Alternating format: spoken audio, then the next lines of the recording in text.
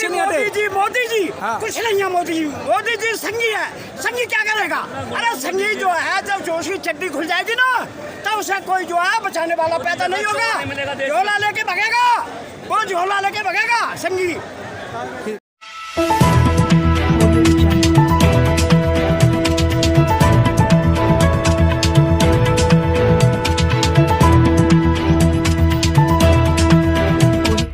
इस news channel पर जो भी वक्ता ने कहा वो उसकी अपनी राय है, जिसकी पुष्टि नेशन न्यूज इंडिया नहीं करता। धन्यवाद। सर क्या लगता है, एक जख्म ठीक नहीं होता, उससे पहले दूसरा जख्म दे दिया जाता है। पहले बाबा साहब की स्टेचू को हटाया, फिर जो है आनन फानन में जो वर्गीकरण का जो जजमेंट आया है, इसको आप कैसे देखते हैं? दलित समाज की बढ़ती हुई ताकत वर्ण व्यवस्था को एक चुनौती है, ठीक है ना जी। जो मनुवादी ताकतें हैं उनको वो इस समाज को बांटना चाहती है और संविधान के रचयिता को संविधान और संसद से पहचान स्थापित खत्म करना चाहती है। ये मकसद है उनका और कुछ नहीं है। और ये है ना, दलित समाज जग चुका है और वो हर हाल में वो अपनी बात को मनवाने में सक्षम है। इतिहास है गवाह 2 अप्रैल का, और ये फिर पुनः दोहराएगा। सर फिर आप वही बात कर रहे हो, चाहे वो सुप्रीम कोर्ट हो और वो चाहे संसद हो, दोनों को वो संवैधानिक रास्ते पर लाने के लिए विवश कर देगा, ऐसा मेरा मानना है। सर फिर वही बात कर रहे हो आप, एक वो महापुरुष ने अपने 4 बच्चों की कुर्बानी दी, बगैर दवाई के कारण उन्होंने अपनी पत्नी को खोआ, और उस व्यक्ति ने, उस महामानव ने आपको अच्छे कपड़े पहनाए, आपको IAS IPS बनाया, आप उनकी स्टेचू को नहीं बचा पा रहे हैं। करोड़ों लोग हैं इस समय, आए दिन अटैक पर अटैक हो रहे हैं। बचाने का आपको दिख रहा है रिजल्ट, देखिए कितनी भीड़ है। और ये देश की दुनिया के अलग अलग कोने से आए हैं लोग, प्रत्येक प्रदेश से यहाँ पर प्रतिनिधित्व कर रहे हैं, चाहे वो 10 रूप में आए या 100 रूप में आए। हाँ। ये पूरे देश का प्रतिनिधित्व है और पूरे देश की आवाज़ है कि संविधान के रचयिता को संसद में होना चाहिए। सर कुछ दिन पहले, चुनाव से पहले, कोई कथित नेता, अगर मैं सीधा नाम लूँ, कि अखिलेश यादव, राहुल गांधी भारतीय संविधान को हाथ में लेके घूम रहे थे, लेकिन जब से जजमेंट आया है किसी की जबान नहीं खुल रही है, सबके मुंह में दही जम गई है। नहीं, वो तो दबेगी ना। राजनीति करते हैं, वोट की राजनीति करते हैं। उन्हें पता है कि मुझे वोट ब्राह्मण का भी चाहिए, मुझे ठाकुर का भी चाहिए वोट, ठीक है ना। तो क्या दलित समाज वोट देने के लिए है क्या? अखिलेश यादव PDA की बात करते हैं और विपक्ष का नेता बनाते हैं पांडे जी को। मेरी बात समझ रहे हैं जी? वो पांडे जी को बनाते हैं, है ना। बात करते हैं लोकतंत्र की राहुल गांधी जी, और वहाँ शिव की बात करते हैं, शिव पे आधा घंटा पौन घंटा बोलते हैं। मेरी बात समझ रहे हैं जी?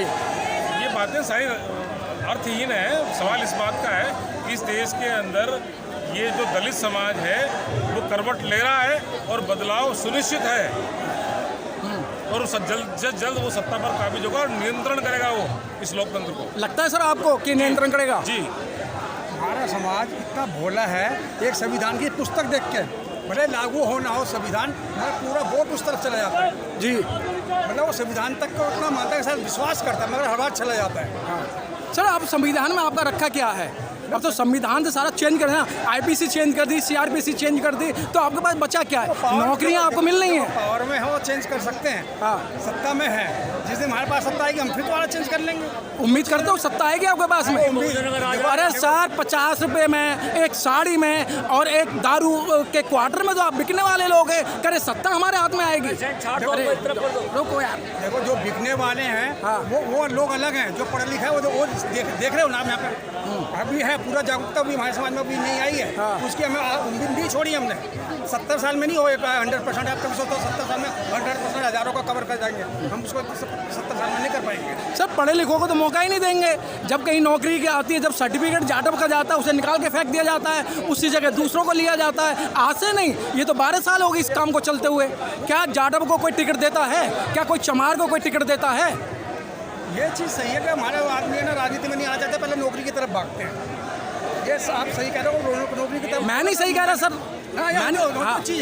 जो चीज़ है वो मतलब कि दिख रही है कि हम नौकरी की तरफ पहले भागते हैं, सत्ता की तरफ नहीं जाते। हमें बैलेंस बनाना पड़ेगा, सत्ता में भी रहना चाहिए तो शासन में भी रहना चाहिए।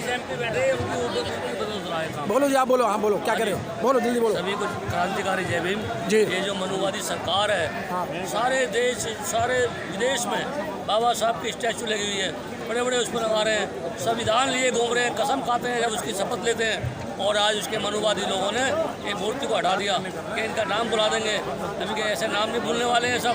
ये क्रांतिकारी बहुजन जो है इस टाइम जाग उठा है, अब इसको फाड़ कर फेंक देंगे इसको, जो भी है जो सरकार को, जो इसको छोड़ेंगे नहीं इसको। और बहुजन का राज आएगा भी, बहुजन जाग गया है और एक दिन आएगा और ये सारे काम होंगे, बहुजन की सरकार होगी और फिर इनको यहाँ से छोड़ेंगे। आप क्वेश्चन करो। आप यहाँ क्यों आए हैं?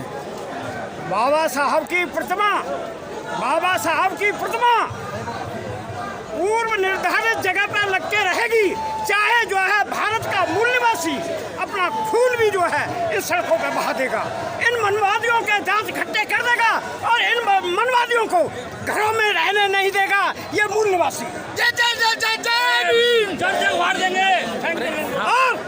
और मैं एक चैलेंज के साथ कहता हूँ इन मनवादियों के लिए, इन्होंने जो है SC ST OBC के लिए जितना 10 साल में शोषण किया है, इसका बदला चुन चुन के लिया जाएगा। बहुजनों संघर्ष करो।